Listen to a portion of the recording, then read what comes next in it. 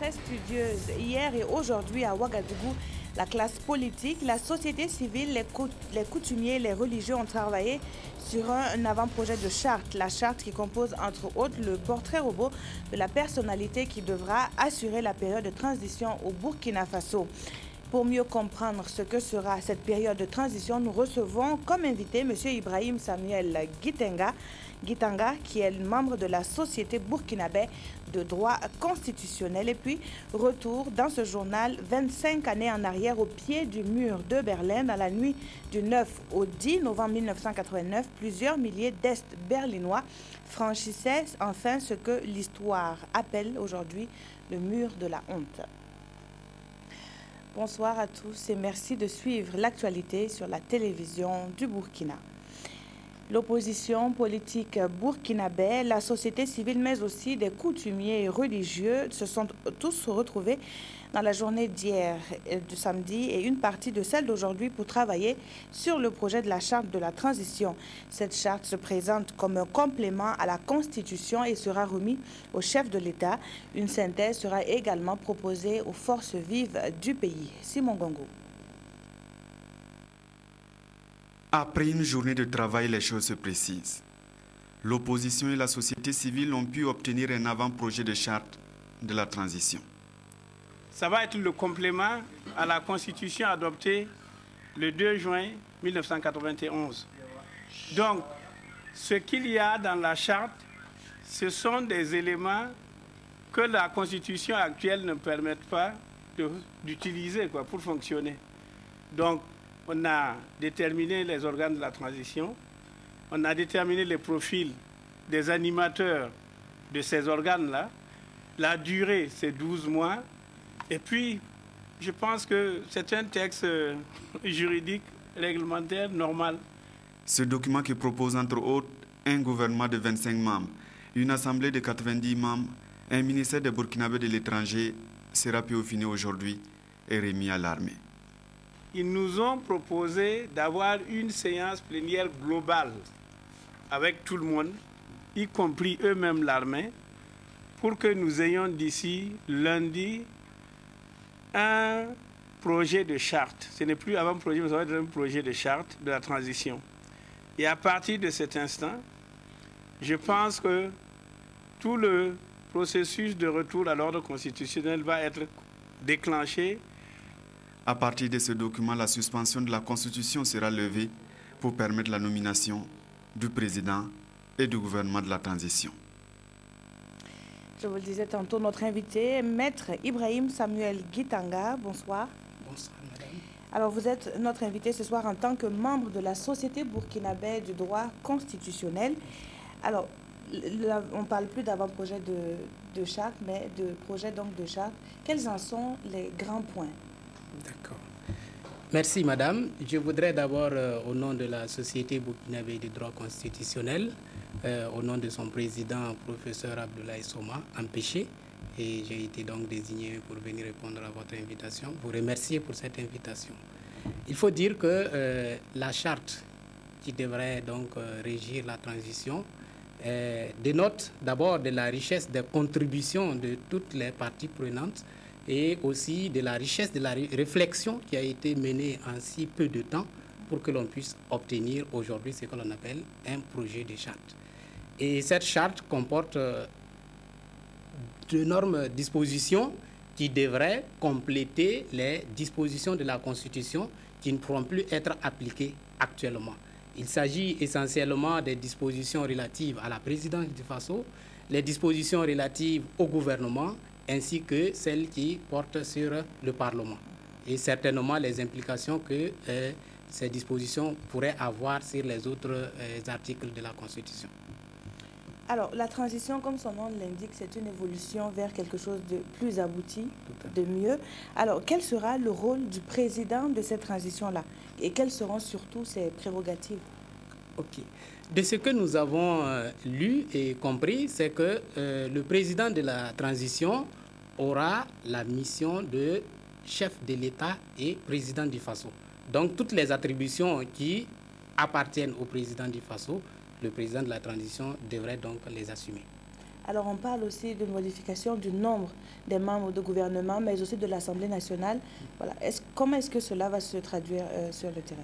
Oui, je crois que la composition de la nouvelle Assemblée, qui devrait donc assumer les fonctions d'Assemblée nationale, sa composition doit être déterminée aussi par cette même charte en tenant compte de toutes les composantes de la société burkinabé, le peuple burkinabé dans son ensemble, de sorte à ce que les différentes sensibilités puissent être reflétées afin que tous puissent se retrouver dans cette nouvelle Assemblée qui devrait donc légiférer pendant la transition.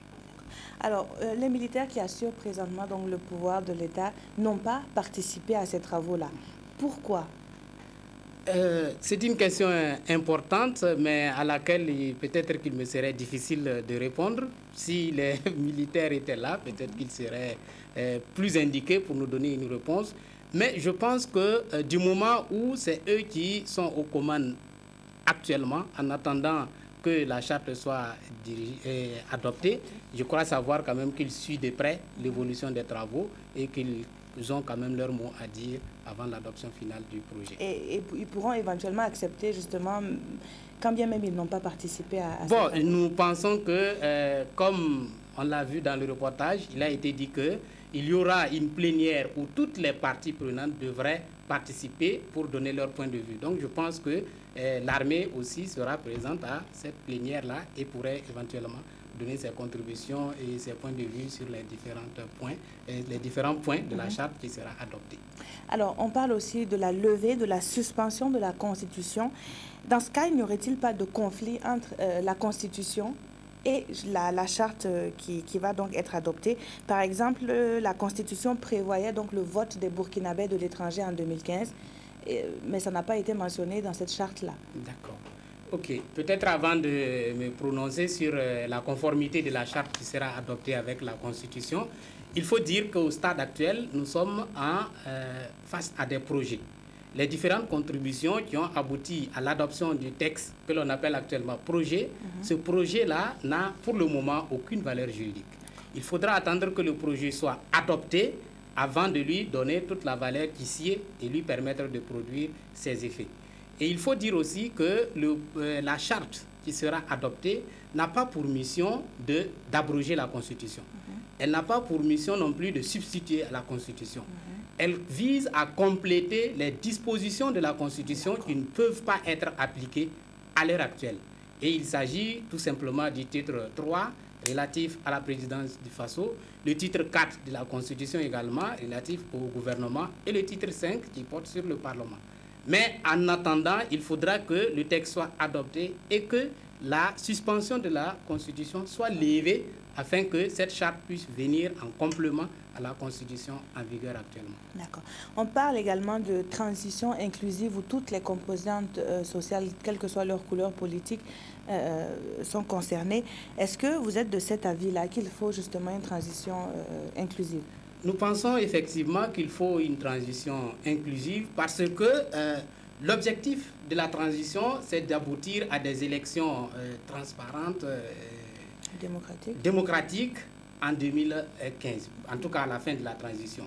Il faudra que cette transition associe toutes les couches sociales du Burkina. Il ne faudra pas que l'on aille en rang dispersé ou bien que l'on écarte certains pour une raison Y ou X. Y compris justement, on parle des ex-députés donc du CDP, l'ex-parti au pouvoir. Je crois que le CDP reste tout de même un parti politique qui n'a pas encore été abrogé à ma connaissance. Seulement peut-être il y a certains dignitaires de ce parti-là qui sont mal vus actuellement pour leur participation au débat. Ça, c'est un constat. Mais quand même, je crois qu'au finish, il faut avoir les points de vue de tout un chacun pour que nous puissions avoir une transition digne de son nom qui respecte les points de vue de tout le monde. Alors, dites-nous, maître, est-ce que le Burkina Faso a déjà connu une situation pareille? Bon, une situation pareille, j'ai appris que le 3 janvier 1966, il y a eu un soulèvement populaire. Maintenant, est-ce que ce soulèvement avait conduit à l'adoption d'une charte à l'image de ce que nous avons actuellement? Ça, je ne suis pas sûr. La charte doit être une première expérience pour notre pays et ça devrait servir aussi de leçon de démocratie pour tous les pays qui viendraient à connaître une situation pareille. Alors, quelle est justement la suite du processus après l'adoption de cette charte-là? Nous pensons que après l'adoption de la charte, il faut d'abord dire que cette charte devrait être examinée en plénière où toutes les parties devraient prendre part. Et une fois que le texte est adopté, le texte revêt maintenant la valeur juridique probante pour produire tous ses effets. Et c'est en ce moment que la charte vient en complément à la Constitution en ces dispositions qui ne peuvent pas recevoir application dans le contexte actuel. Et après, donc, vous avez parlé du processus. Est-ce que vous pouvez nous rappeler quelques points du profil de la personnalité qui devra donc conduire cette transition-là jusqu'aux élections? D'accord. Je crois que la personnalité qui devrait conduire la transition, entre autres conditions, c'est qu'il faut quelqu'un de bonne moralité, quelqu'un qui soit quand même d'une notoriété au sein de la population burkinabé, qui répond aussi à certains critères. La compétence doit être de mise pour le choix de cette personnalité qui devrait donc diriger la transition. Ce qui veut dire aussi qu'il ne faudra pas que la personnalité désignée soit défaillante de part et d'autre pour peut-être son appartenance politique avec X ou Y parti. Donc il faut que ça soit une personnalité civile et que cette personnalité ne soit peut-être pas un leader politique quelque part où il y aurait des conflits d'intérêts. Donc c'est très important que ces critères-là soient réunis pour que l'on obtienne une présidence assurée par quelqu'un qui fait le consensus au sein de la population burkinabé. Est-ce que quelqu'un qui fait le consensus est aisé à trouver de nos jours? Bon, je crois qu'il est demandé à toutes les parties prenantes de désigner des candidats et c'est parmi ces candidats proposés qu'il y aura l'élection de celui qui sera élu président du FASO. Et s'il est élu, je crois savoir qu'il fait l'unanimité, au moins la majorité des voix.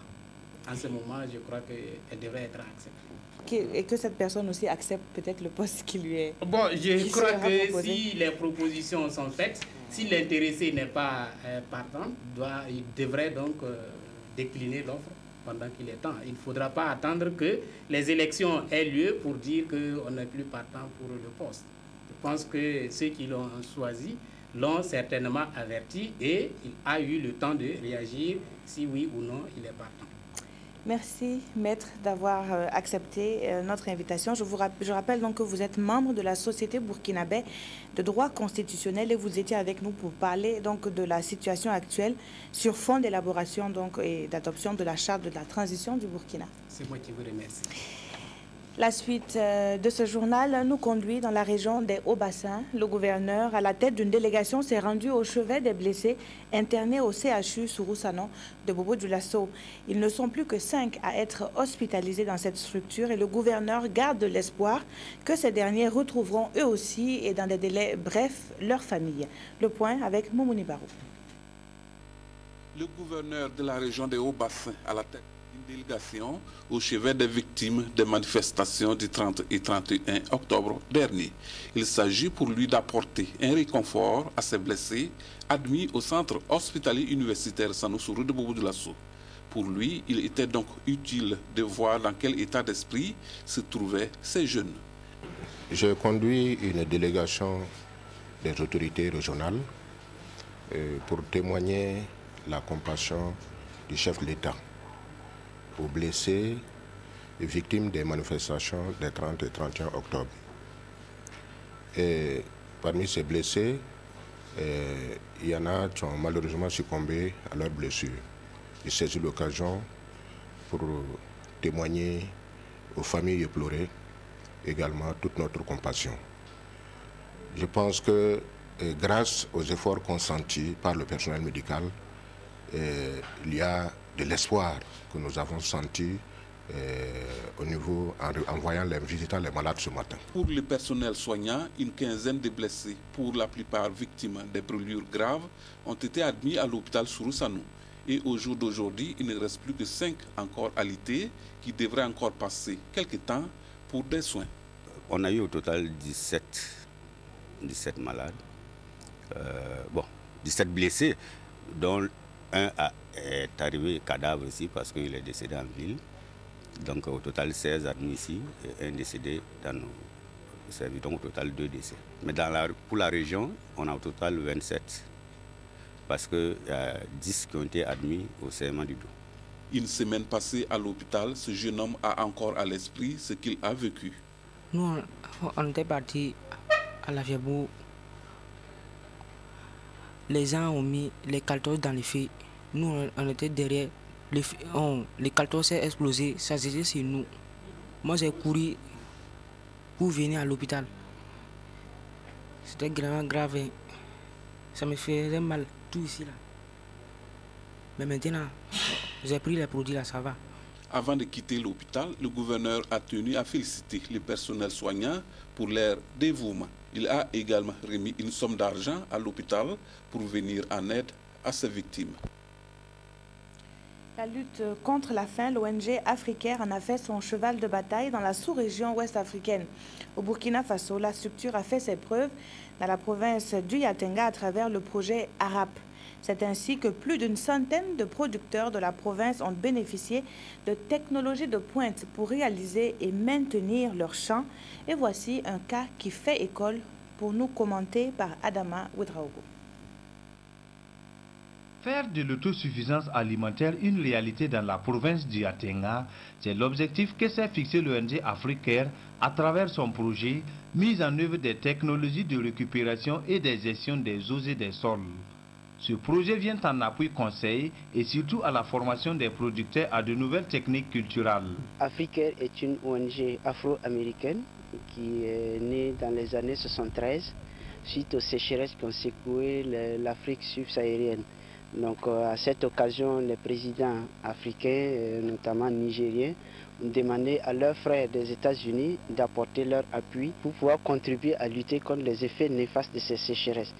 Pour toucher du doigt ce que les producteurs ont pu réaliser pendant la campagne agricole 2013-2014, les premiers responsables africains, les autorités provinciales, les acteurs du monde agricole ont visité un champ-école à Tiou.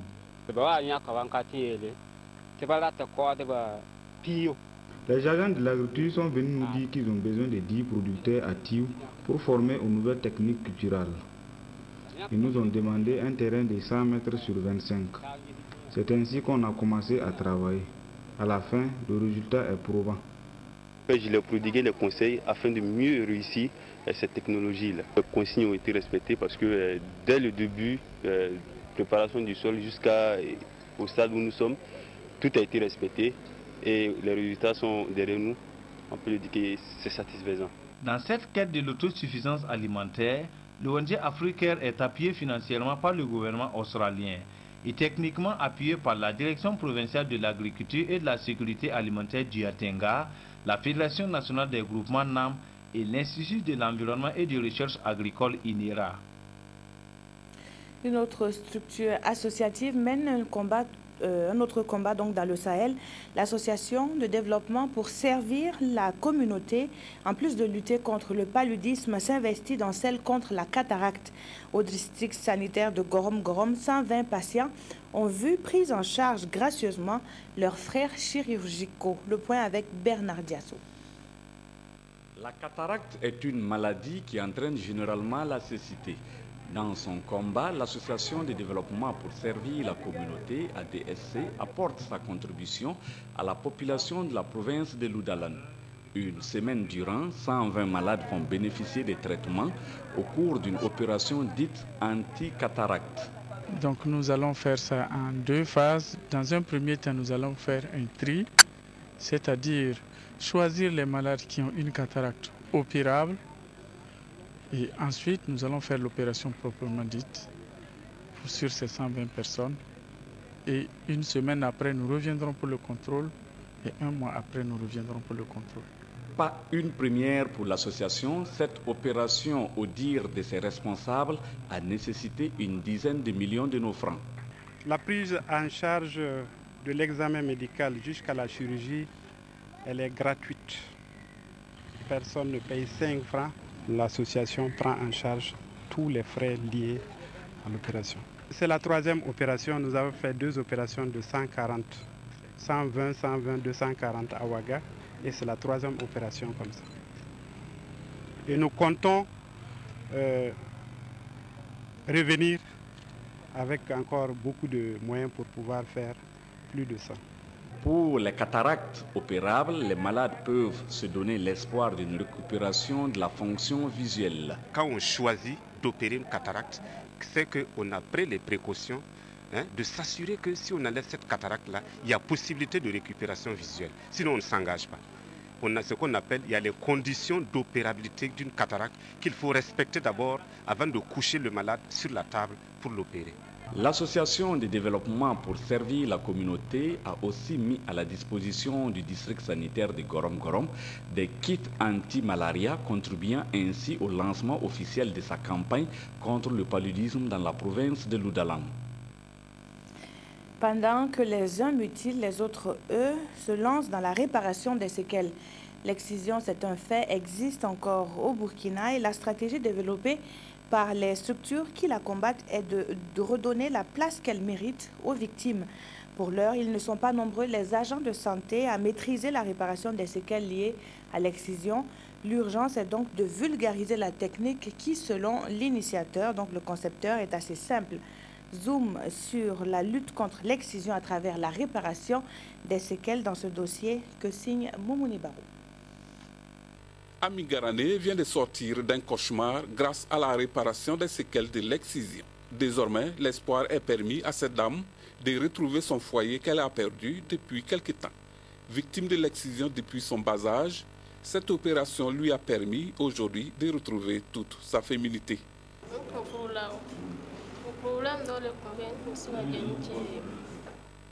Je ne pouvais pas avoir des relations sexuelles avec mon mari à cause des séquelles de l'excision.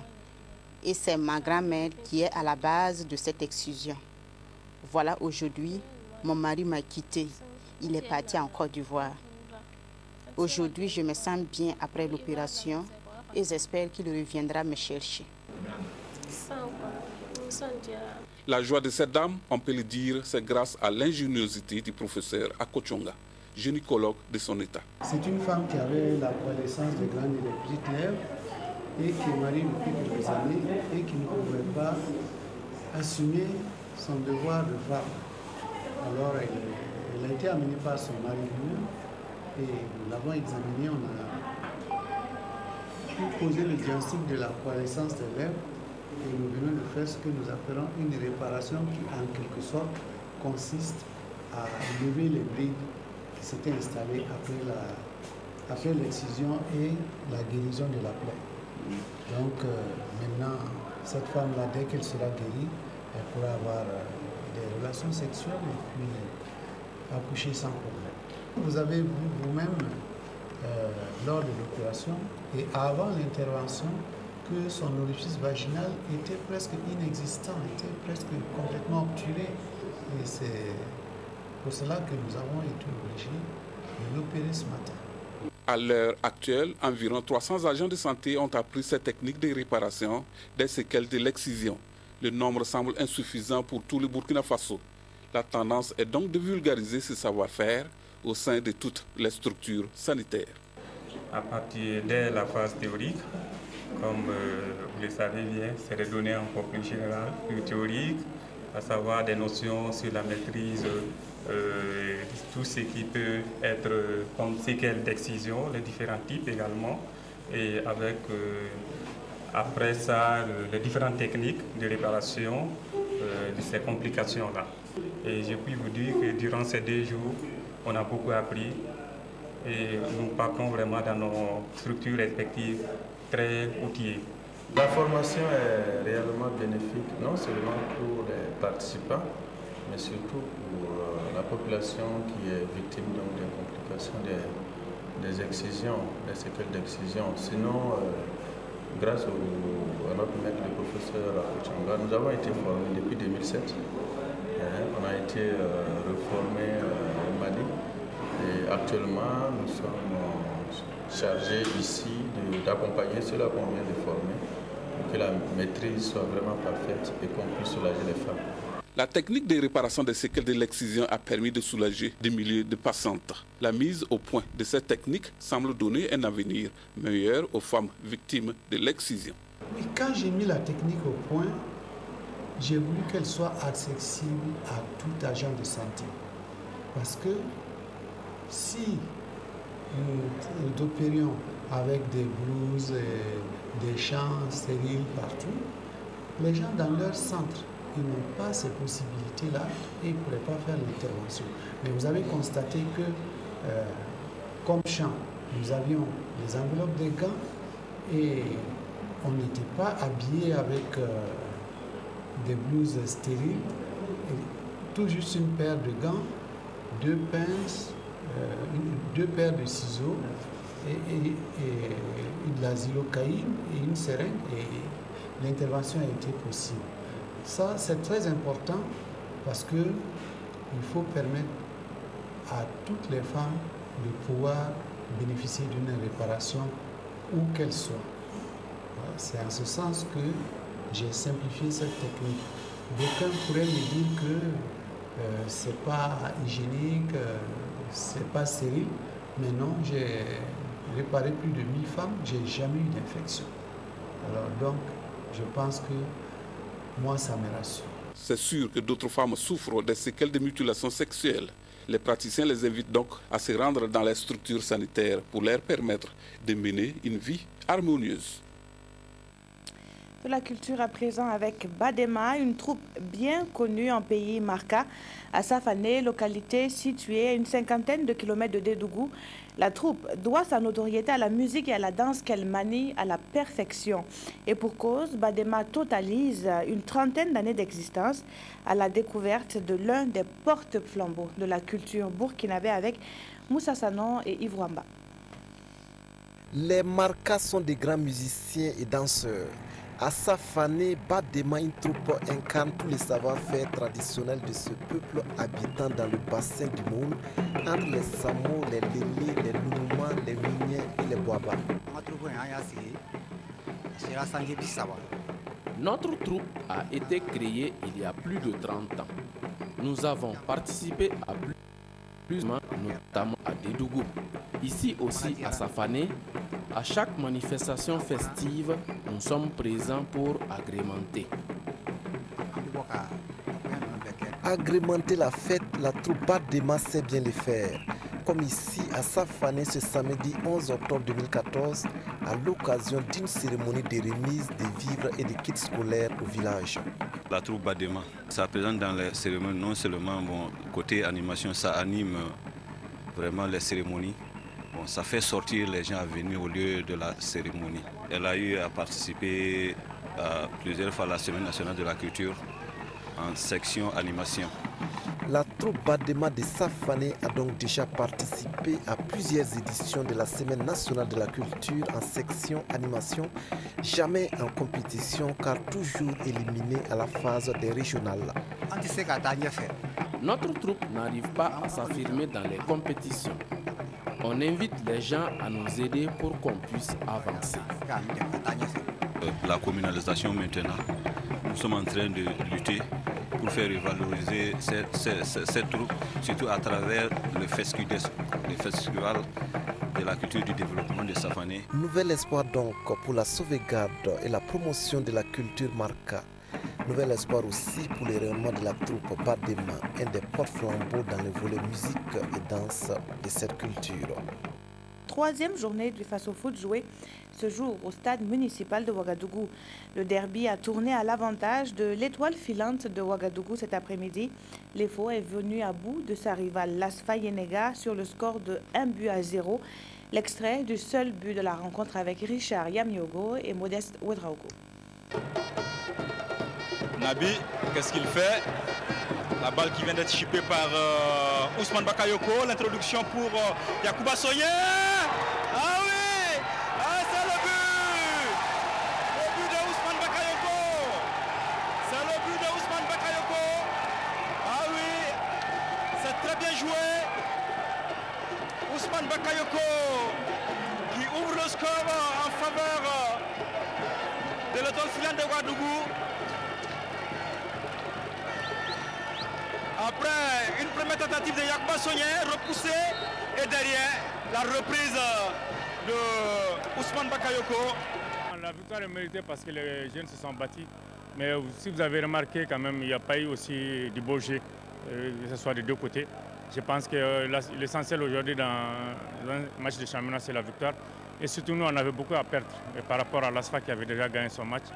J'avais dit aux jeunes quand même de tout faire quand même pour gagner ce match. Le plus important, ils sont confrontés à deux solutions, à deux objectifs pour ce match. Le premier objectif, c'est d'abord le derby pour satisfaire les supporters. Mais le plus important pour nous, c'est d'avoir les 3 points parce qu'on risque de ne pas se faire distancer par les autres. On est déçu du résultat, bien entendu. Maintenant, déçu du match. Je pense que c'était un bon derby. Je pense que le supporter neutre en a eu pour son argent. Et je pense vraiment que ça s'est bien passé. Donc la petite erreur défensive qui s'est passée, qui a permis à l'Étoile de marquer ce goal après 3 minutes de jeu. Mais je pense qu'on devait rentrer quand même en première mi-temps avec au moins 2-0 pour nous, avec des bonnes interventions du gardien de l'Étoile. Et les résultats de cette 3e journée face au foot se présentent comme suit. ASFA Yenega Efo donc 0-1. ASFA ASFB COSAF 1 but partout. RCB USCO 4-0. Santos FC Bobo Sport 0 partout. Canon du Sud USFA 0-2. Majestic de Pau BPS de Koudougou 1-0. Banqui Sport de Dédougou contre l'Union sportive de Ouagadougou 1 but partout. Et enfin AS Sonabel Rail Club du Kadiogo 1-0. Voilà, c'est la fin de cette édition. L'information, c'est tout à l'heure à 22h15. Bonsoir.